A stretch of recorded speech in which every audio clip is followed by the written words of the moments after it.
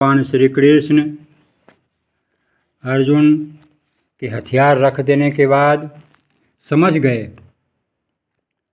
कि यह मोहग्रसित हो रहा है, इसके पास सत्य का पूर्ण ज्ञान नहीं है, सत्य का छिछला ज्ञान है और इसी को ध्रुव सत्य मान रहा है।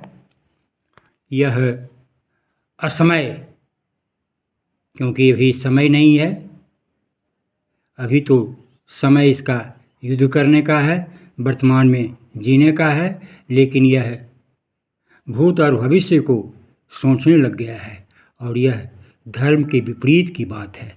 जो भूत और भविष्य को सोचता है वह धर्म के विपरीत सोचता है।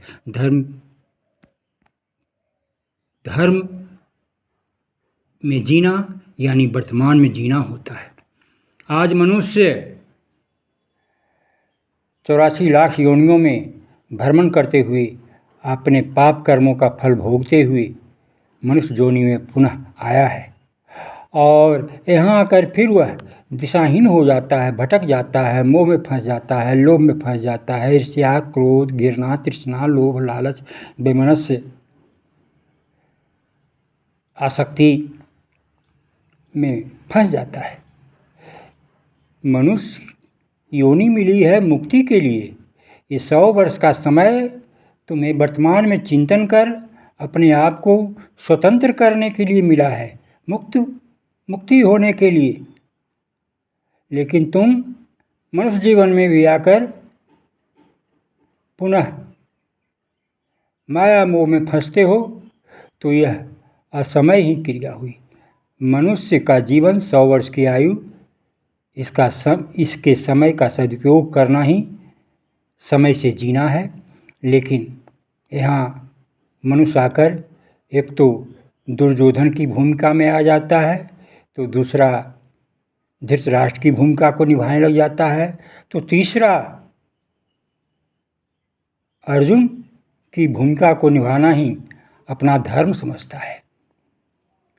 भगवान श्री कृष्ण कहते हैं कि हे अर्जुन, इससे ऊपर उठ, यह असमय का मोह तुम्हारे लिए शुभ नहीं है, क्योंकि जो श्रेष्ठ जन होते हैं, श्रेष्ठ पुरुष होते हैं, जो पौरुष वाले होते हैं, उनका आचरण यह नहीं होता है। उनका आचरण वर्तमान में जीना होता है और अपने अंदर के दुर्गुणों का वध करना होता है, उसके प्रति मोह ग्रसित नहीं होना होता है।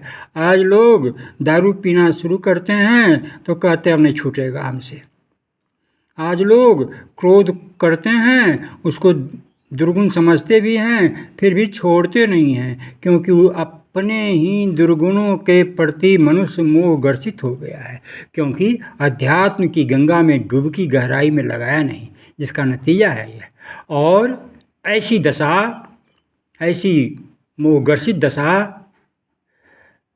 न पुरुष की पौरुषता को बतलाती है और न यह दशा स्वर्ग देने वाली है और न नाम जस कीर्ति ही होने वाली है।